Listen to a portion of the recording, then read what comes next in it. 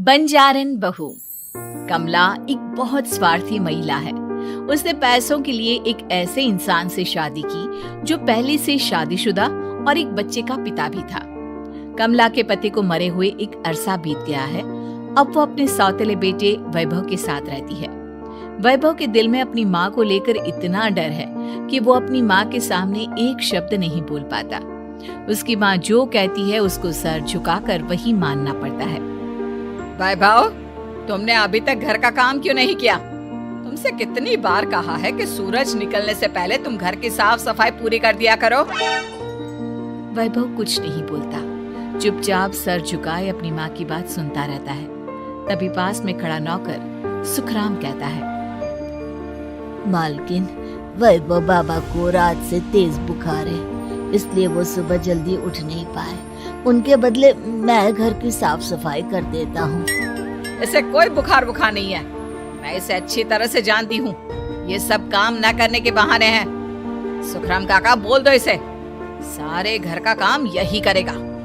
और इससे समय पर अपना काम पूरा नहीं किया तो इससे आज का खाना भी नहीं मिलेगा। मगर मालकिन, वैभव बाबा की सच में ही तबीयत खराब है, आप एक बार देख तो लीजिए। कमला बिना कुछ बोले वहां से चली गई और बेचारा वैभव तेज बुखार में भी काम करता रहा। कमला वैभव की शादी एक ऐसी लड़की से कराना चाहती थी जो अनपढ़ हो और कमला से इसी तरह डरे जिस तरह वैभव डरता है, ताकि वैभव की सारी जायदाद और धन दौलत उसकी मुट्ठी में रहे। लेकिन आज के जमाने में ऐसी लड़की मिलना मुश्किल है। कमला कार में यही सब कुछ सोचती जा रही थी कि तभी रास्ते में, अरे ड्राइवर, तुमने कार क्यों रोक दी? और ये इतना शोर कैसा? मैडम, आगे कुछ बंजारों का खेल चल रहा है, इसलिए भीड़ लगी है। मैं अभी भीड़ को साइड में करवाकर कार निकालता हूँ। ड्राइवर भीड़ को साइड करके कार निकालने की कोशिश करने लगा कि तभी कमला की नजर रस्सी पर चल रही एक फुलवा नाम की बंजारन पर पड़ी। क्यों ना मैं इस बंजारन की शादी वैभव से करा दूं? ये तो अनपढ़ लग रही है, मेरे पैरों तले दबकर भी रहेगी। मुझे अभी इसके माँ बाप से बात करनी होगी। ये सोचकर कमला ने उन बंजारों से बात की और उन्हें शाम को अपने घर बुलाया। फुलवा के माता पिता वहां उसे लेकर आ गए। उन्होंने इतना आलीशान घर पहले कभी नहीं देखा था। अच्छा हुआ आप लोग आ गए। देखिए, मुझे घुमा फिरा कर बात करने की आदत नहीं है, इसलिए सीधे सीधे मुद्दे पर आती हूँ। मुझे आपकी बेटी बहुत पसंद है। मैं अपने इकलौते बेटे की शादी आपकी बेटी फुलवा से कराना चाहती हूँ। इसके बदले में आप जो चाहो वो ले सकती है। तभी फुलवा की माँ कहती है, ये क्या कह रही है मैम साहब? कहीं आप हमारी गरीबी का मजाक तो नहीं उड़ा रही ना? आप मेरे बेटे से मिल लो। अगर आपको मेरा बेटा पसंद आता है तो मैं कल से ही शादी की तैयारी शुरू कर दूंगी। सुखराम, वैभव को लेकर आओ। फुलवा अपनी माँ के कान में फुसफुसाती है, माँ, कहीं इस मेम साहब का छोरा पागल तो ना है? फुलवा अपनी माँ से बात कर रही होती है कि वैभव वहां आता है। फुलवा उसे देखती ही रह जाती है और उसके माता पिता उसकी शादी तय कर देते हैं। शादी वाले दिन किसी को फुलवा और वैभव की बेमेल विवाह की बात समझ में नहीं आती। फिर भी एक औरत कमला से पूछ ही लेती है, कमला जी, आपने अपने इकलौते बेटे की शादी देहाती गवार से क्यों करा दी? ये बंजारन आपके घर की बहू बनने लायक तो नहीं है। कम से कम अपने स्टेटस का ही ख्याल कर लिया होता।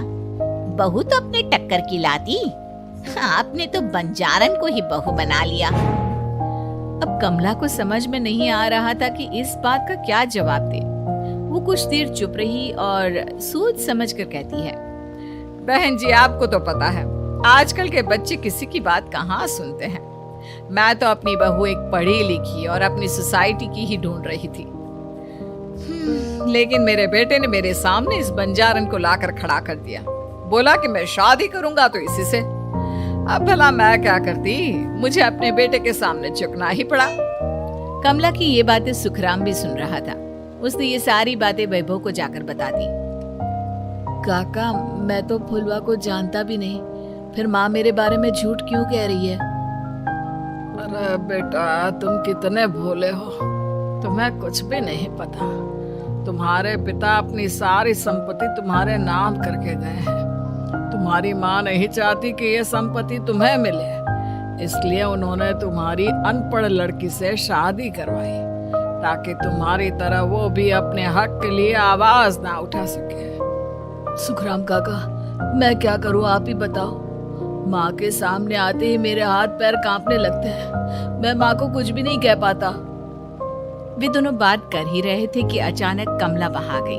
कमला को देखकर दोनों घबरा गए। तुम दोनों फिर कभी बातें कर लेना, अभी फेरों का समय हो गया है, चलो जल्दी आओ। इस तरह फुलवा और वैभव की शादी हो गई। अगले दिन कमला ने फुलवा को बुलाया और उसे नसीहत देने लगी। देख बंजारन, तुझे मैंने अपनी बहू बना तो लिया है, लेकिन तुझे इस घर में आँख कान मुंह बंद करके रहना होगा। घर का काम कर और अपने पति से मतलब रख, समझी? कमला का ऐसा रवैया फुलवा को बिल्कुल समझ में नहीं आया। उसने वैभव से इस बारे में बात की। सुनिए ना, माँ जी ने जिस तरह मुझसे बात की मुझे अच्छा नहीं लगा। शादी से पहले तो वो मुझसे बहुत अच्छे से बात कर रही थी, लेकिन शादी के बाद उन्हें क्या हो गया? तुम ज्यादा मत सोचो, जैसा माँ कहती है वैसा ही करो। ये कहकर वैभव वहां से चला गया। अगले दिन वैभव को घर के नौकरों की तरह काम करता देख फुलवा को बहुत हैरानी हुई। फुलवा ने इस बारे में सुखराम काका से बात की तो सुखराम काका ने फुलवा को सारी बात बता दी। अब फुलवा को समझ में आ गया कि उसकी सास ने एक बंजारन को बहू क्यों बनाया। एक दिन वैभव घर का काम कर रहा था, तभी उससे कांच की प्लेट टूट गई। किसने गिराई ये कांच की प्लेट? वैभव को वहां खड़ा देख कमला ने छड़ी से उसे मारना शुरू कर दिया। उसके पैर में कांच चुभ गया और खून बहने लगा, लेकिन फिर भी कमला उसे मारे जा रही थी। ये देखकर फुलवा ने कमला के हाथ से छड़ी छीन ली और तोड़कर फेंक दी। बंजारन, तेरी इतनी हिम्मत, तूने मेरे हाथ से छड़ी छीनी? कमला फुलवा को थप्पड़ मारने ही वाली थी कि फुलवा उसका हाथ पकड़ लेती है। ओ सस माँ, मैंने मॉम की गुड़िया ना समझ लियो। बंजारन हो बंजारन, ईंट का जवाब पत्थर से देना जानती हूँ। आज के बाद मेरे या वैभव जी के ऊपर हाथ उठाने की सोचियो भी ना, समझी सस माँ? ये कहकर फुलवा वैभव को लेकर वहां से चली गई। उसने वैभव के पैर पर पट्टी बांधी, उसके आंसू पोंछे। वैभव ने पहली बार किसी के दिल में अपने लिए इतना प्यार महसूस किया। अब फुलवा वैभव का हर काम में हाथ बटाती, उसका बहुत ख्याल रखती। इस तरह दोनों बहुत ज्यादा नजदीक आ गए। वहीं दूसरी ओर कमला सारी जायदाद अपने नाम करने की साजिश करने लगी। और एक दिन, वैभव, जल्दी बाहर आओ।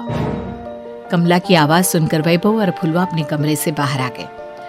जी माँ, आपने बुलाया? ये ले, इन कागजों पर साइन कर दे। वैभव कागजों पर साइन करने ही वाला था कि फुलवा वैभव के हाथ से पेन छीनकर कहती है, ना वैभव जी, आप इस पर हस्ताक्षर नहीं करेंगे। आओ बंजारन, मैं तुझसे बात नहीं कर रही। ये बात मेरे और मेरे बेटे के बीच की है। चुपचाप पेन दे दे, नहीं तो तेरी खाल उधेड़ लूंगी। सस माँ, बंजारन की खाल इतनी भी ढीली ना होवे कि कोई भी उधेड़ लेवे। जो यकीन ना आता हो तो देख ले उतार के। और हाँ, बंजारन जरूर हूँ, पर अनपढ़ ना हूँ। मन्ने भी पता है कि किसी भी कागज पर साइन करने से पहले उसे अच्छी तरह पढ़ लेवे। पेन देती है या नहीं? ये कहकर कमला फुलवा को मारने आई तो फुलवा ने कमला को धक्का दे दिया और वो नीचे गिर गई। कमला डरकर वहां से भाग गई। अब फुलवा ने वो कागज उठाए और वैभव के साथ सीधा वकील के पास चली गई। वकील ने वो कागज देखी और फुलवा को बताया, वैभव के पिता की सारी जायदाद और संपत्ति वैभव के नाम है, लेकिन वैभव की सौतेली माँ इस संपत्ति को अपने नाम कराना चाहती है, इसलिए इन कागजों पर वो साइन करा रही थी। तो अब हमें क्या करना चाहिए वकील साहब? वकील ने फुलवा और वैभव को सब कुछ अच्छी तरह से समझा दिया। अब दोनों घर पर पुलिस को लेकर पहुंचे। कमला पुलिस को देखकर घबरा गई। पुलिस ने कहा, आपके नाम की कंप्लेंट हुई है, आपको हमारे साथ थाने चलना होगा। कंप्लेंट? कैसे कंप्लेंट? आप अपने सौतेले बेटे पर बहुत अत्याचार करती हो। धोखे से सारी जायदाद अपने नाम करा रही थी। अब नहीं इंस्पेक्टर साहब, जरूर ये मेरी बहू की कोई साजिश है, इसने गलत कंप्लेंट की है। मैडम, शिकायत आपकी बहू ने नहीं बल्कि आपके बेटे वैभव ने की है। कमला वैभव का नाम सुनकर दंग रह गई। जिस बेटे ने कभी उसके सामने सर नहीं उठाया था, आज वही बेटा उसके सामने पुलिस को लिए आया है। वैभव, तुम्हारी इतनी हिम्मत कि तुम पुलिस को ले आए? हाँ माँ, मैं लाया हूँ पुलिस को, और मेरे अंदर इतनी हिम्मत कभी ना आती अगर फुलवा मेरा साथ ना देती। आपने बंजारन बहू को लाकर अपने ही पैर पर कुल्हाड़ी मारी है माँ। मैडम, अब की बात खत्म हो गई हो तो चलो हमारे साथ। वैभव, मुझे माफ कर दो, मुझे थाने मत भेजो। हाँ, आज के बाद मैं तुम्हें कभी नहीं मारूंगी, तुम्हें कभी परेशान नहीं करूंगी, मुझे माफ कर दो। वैभव अपनी कंप्लेंट वापस ले लेता है और पुलिस वहां से चली जाती है।